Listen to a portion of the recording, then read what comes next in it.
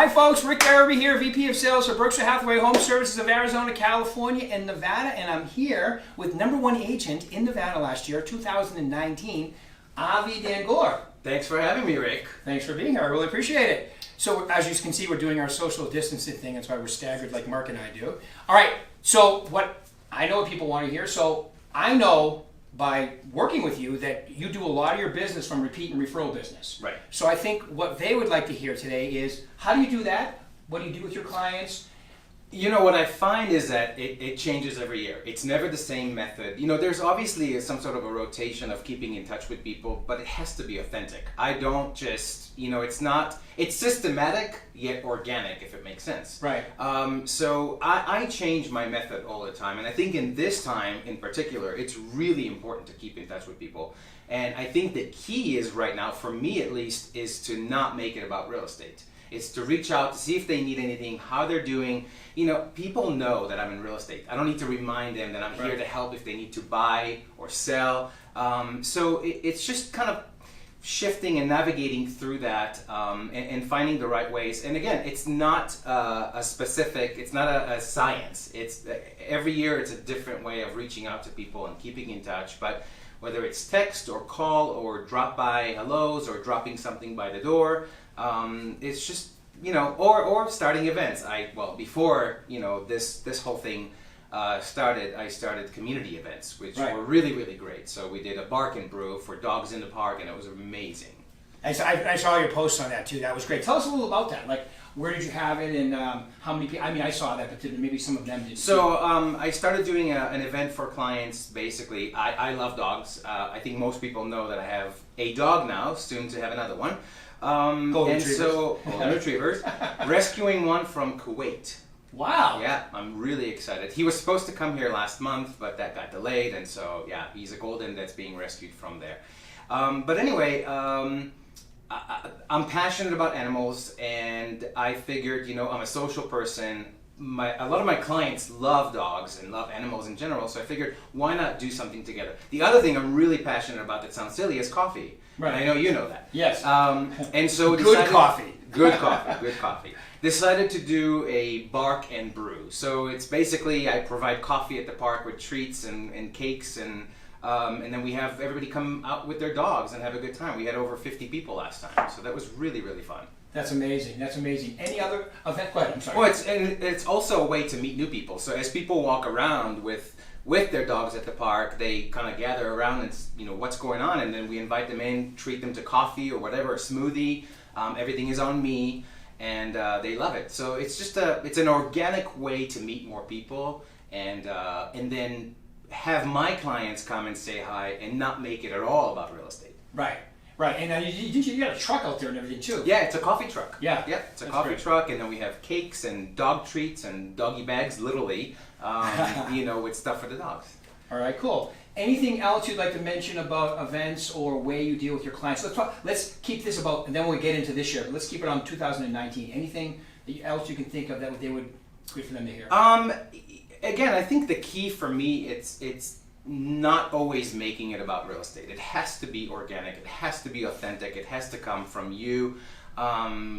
They know what you do. You don't need to remind them, but it has to be a balance. They still need to see that you're producing, so they want to see what you've listed and what you've sold. But if that's the only way they hear from you is through mailers or magazine or look at what I listed, look at what I sold online, then it gets a little boring, you know. And listen, not every agent is friends with their clients, but I think that's what makes a good agent, is that they're able to form relationships and maintain those for life, which generates more business. Right, which is where, and like you said, treating them and as customers and friends and gaining their trust for life, and then they refer you to other people. Right. So it's an organic thing that happens. Yeah. Okay, so the state of in Arizona, Nevada, and California. California is the latest though. We've been deemed as essential, meaning that, but with certain guidelines, like we're standing a certain ways apart. The front door of this office is locked, and just like all of our offices. We're doing a lot more virtually, so it's gotten more challenging, as you just mentioned. But so tell us how you're doing this year and what kind of things you're doing. So obviously the year started amazing. I was on track to having my best quarter in my entire career. In fact, January was my busiest month ever. Yeah. And that was great, and we thought, here, this is going to be a kicker year. And it this coronavirus happened, and I find that it's every day is different. Right. I wake up every day to somewhat of a new reality, so I'm adjusting. What I told clients last week is not what I'm telling them today. It's not what I'm going to tell them next week, because we're adapting to a new reality. Right. So it changes daily. It changes daily, and excuse me. It's just we have to stay current. And yes, we're essential. We're taking every measurement of protection that possible. Mostly working remotely, doing virtual tours. But now more than ever, I'm reaching out to clients just to see how they're doing. I'm not at all talking about real estate. I have my monthly sheets that I follow up with prospecting. People that tell me, talk to me next month, I'm going to be ready for it. I'm not even doing that right now. I'm just purely reaching out to see how people are doing. Surprisingly, it's been active. Managed to sell a couple properties last week and close a couple, open 2 escrows this week.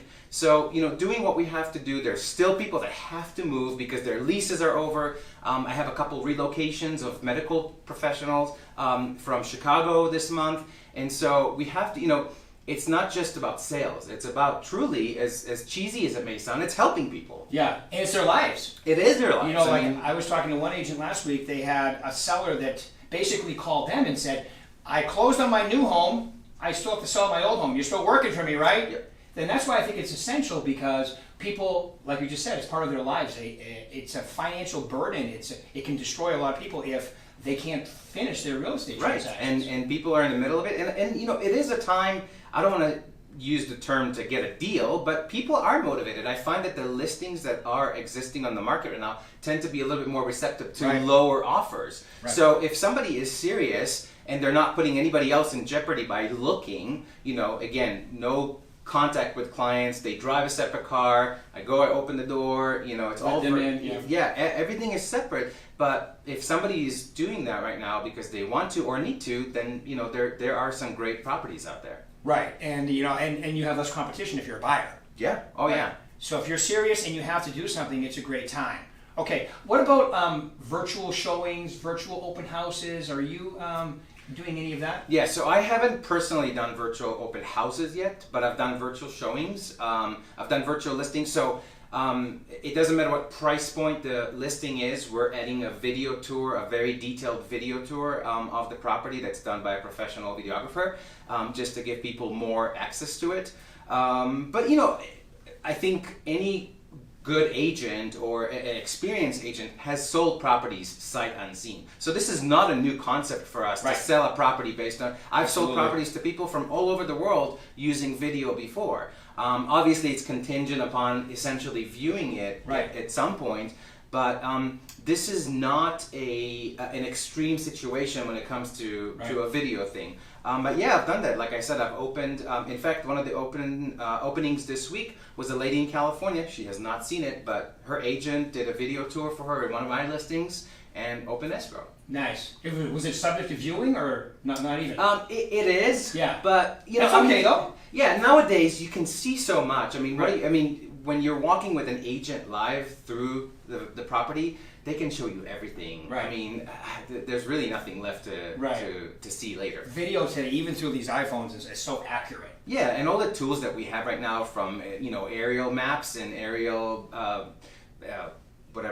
street views. Right, and all you that, can go right down to the property. Yeah, it is important to see what's on either side of the property. But again, we may not be able to do this next week. If we're deemed non-essential, we may have to close shop. But for now, we're doing what we can. And, we're businesses, so we need to survive as well. You know? Absolutely, absolutely. Now, are you, like a lot of agents I'm talking to, I get to talk to a lot of great agents like yourself, and even some beginning agents and so forth, do you feel that some of these changes that we're going through now are going to stick? Like this may alter our business slightly? It's a multi-layer answer. I think yes. The short answer is yes, but I don't think it's indefinite. I think there's a short-term memory, you know, for lack of better words. I think people in 2 years will adapt to different methods. Right. Do I think we're going to become a little bit more efficient with videos and meetings and less need, you know, if somebody used to say, well, I'm going to fly tomorrow from New York just to see one house, now they realize, you know what, we really can view things remotely. So I think there's going to be a level of efficiency when it comes to agents. Right. You know, I've been doing my mastermind meetings, not with you, with another group of agents from the company. We do Zoom meetings. You know, we used to meet once a month at the corporate office and have lunch and spend 2 hours talking, and now we're doing it from home. So there's just an efficiency level that comes with this. I do think I think people are going to be hypersensitive to people walking and touching and all those things around their house.